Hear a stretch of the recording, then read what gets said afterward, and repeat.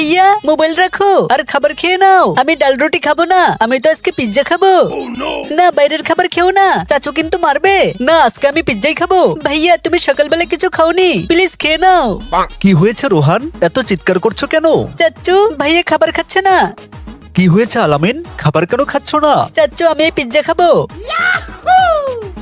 ঠিক আছে বসো, আমি তোমার জন্য পিজ্জা আনতেছি। দেখো আলামিন, আমি তোমার জন্য পিজ্জা এনেছি। আরে বাহ পিজ্জা। আলামিন এই পিজ্জা তখনই পাবে যখন তুমি এই ডাল আর রুটি খাবে। ঠিক আছে চাচু এখনই খাচ্ছি।